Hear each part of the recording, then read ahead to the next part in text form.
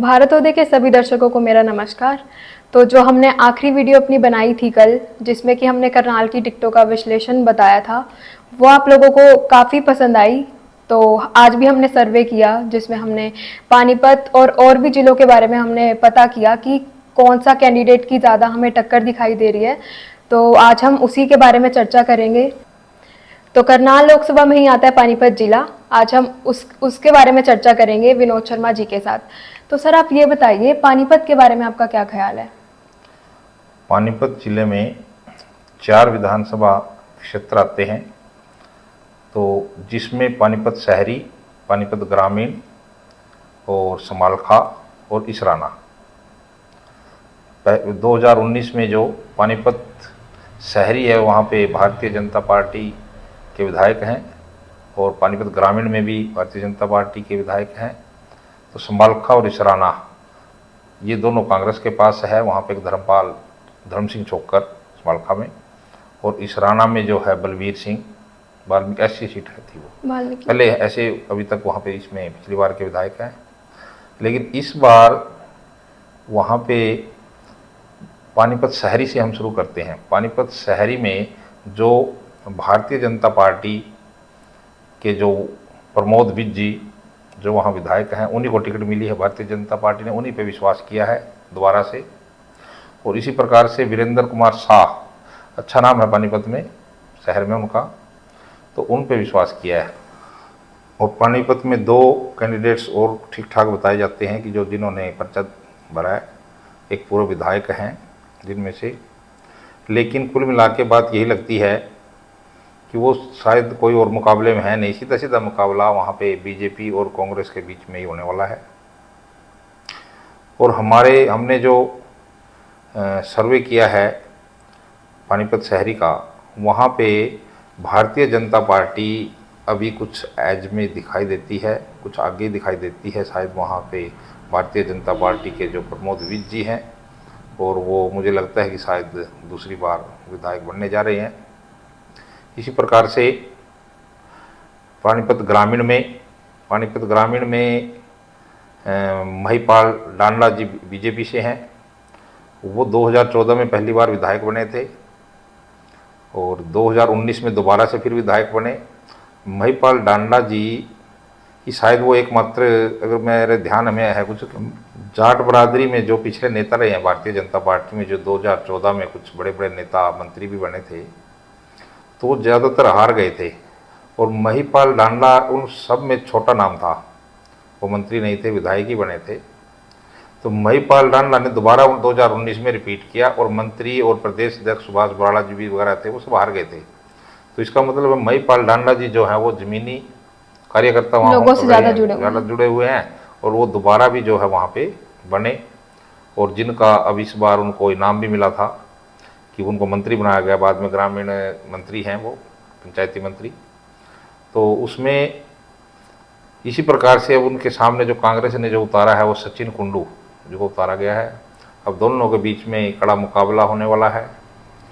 इतनी एक तरफा मुकाबला किसी के लिए नहीं है, लेकिन जिस तरह से महिपाल डांडा का काम है, जिस तरह से उनकी शैली है महिपाल डांडा की, तो वहाँ पे लोगों में उसका कोई विरोध ज़्यादा मुझे दिखाई नहीं दिया।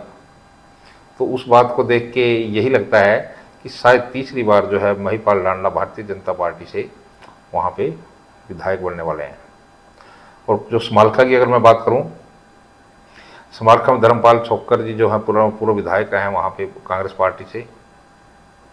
और जो भारतीय जनता पार्टी ने जो टिकट दिया वो मनमोहन बड़ाना, एक बड़ा घराना है मनमोहन बड़ाना, जिसके टिकट दी गई है उनको।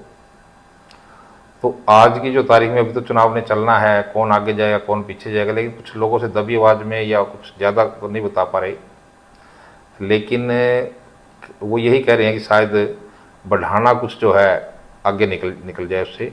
अभी इनमें 50-50 लग रहा है। हाँ, उसके कई कारण लोग बता रहे हैं, कोई कुछ बता रहा है, कोई भी बड़ा घराना है वहाँ का, तो इसलिए उसको शायद वो बता रहे हैं कई कारण उसमें। तो क्योंकि राजनीति में ये भी एक होता है, कोई बड़ा घराने को देख के, चाहे वो जीते भी ना, लेकिन उसमें लोगों की भावना ये रहती है कि शायद ये तो जीतेगा ही, कोई बड़ा होता है तो इसलिए उसको वो थोड़ा एज में लेके चलूँगा कि लोगों की जो मेंटलिटी है वो बढ़ाना की तरफ है वहाँ का, समालखा के बारे में। और इसी तरह से बात है इसराना जो है एक SC सीट है, आरक्षित सीट है। इसराना से 2014 में जो मंत्री भी बने थे और विधायक बने थे वहाँ से कृष्ण कुमार जी, जो फिर कैबिनेट मंत्री बने हरियाणा में, उन्होंने 2019 में वो चुनाव हार गए और फिर भारतीय जनता पार्टी ने उनको राज्यसभा का मेंबर बना दिया। तो राज्यसभा का मेंबर बने तो वो राज्यसभा में चले गए और इसी वहाँ का जो विधायक बने थे कांग्रेस से पिछली बार, बलबीर SC सीट में बलबीर जी वाल्मीकि थे, बलबीर सिंह, तो वो वहाँ के अभी उन्हीं पे भरोसा किया है कांग्रेस ने, दोबारा से उनको टिकट दी है बलबीर सिंह को ही।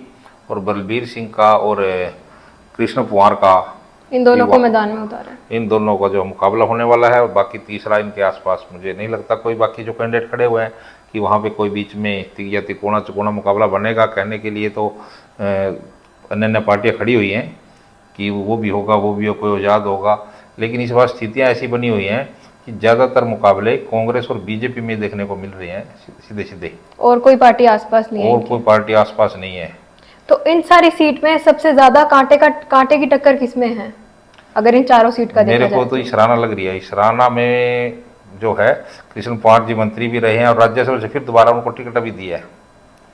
जो कृष्ण कुमार जी को राज्यसभा के MP होने के बावजूद उनको टिकट दे दी है, टिकट दी है, नाम बड़ा है, लेकिन मुझे फिर भी जो है ये टक्कर में सीट लग रही है कि शायद ऐसा लगता है कि ये सीट अब भी कहीं बलबीर सिंह जो वाल्मीकि है इनको सामने पूरी वो टक्कर बाजी ना मार जाए। ये एक टक्कर की सीट है, जिसको मैं सेफ सीट इतनी नहीं मान रहा। बाकी जो मैंने अभी पानीपत की 3 सीट बताई है, और तीनों में मैंने बीजेपी को कुछ ना कुछ एज दिया है, लेकिन इसमें मैं इसको एज नहीं दे पा रहा हूँ। तो बाकी आगे जो है चुनाव होगा, कैसी स्थितियाँ होगी, दोबारा से सर्वे में क्या होगा, तो उसमें फिर हम इसकी चर्चा करेंगे। तो आज मैं आपको इतना ही बता सकता हूँ कि चारों सीटों के बारे में जो मुझे रुझान मिले, जो मुझे जो है वो लोगों से जो फ़ोन करने के बाद मैंने फ़ोन किए, पिछले 24 घंटे से फ़ोन ही कर रहा हूँ चारों सीटों के बारे में। तो ये रुझान जो मुझे है, मुझे ऐसा लगता है कि अपना जो रुझान है, जिन लोगों ने मुझे ये जो चर्चा करने के बाद निष्कर्ष निकला है, और ये शायद ठीक ही रहेगा। तो इलेक्शन को लेकर ऐसे ही हम आपके लिए सर्वे लेकर आते रहेंगे। अभी हमने करनाल का बताया था, अब हमने पानीपत का बताया, और भी जिलों की हम बात करेंगे, और भी हम आपके लिए सर्वे लाएंगे। और देखते रहिए भारतोदय, सब्सक्राइब कर दीजिए हमारे चैनल को।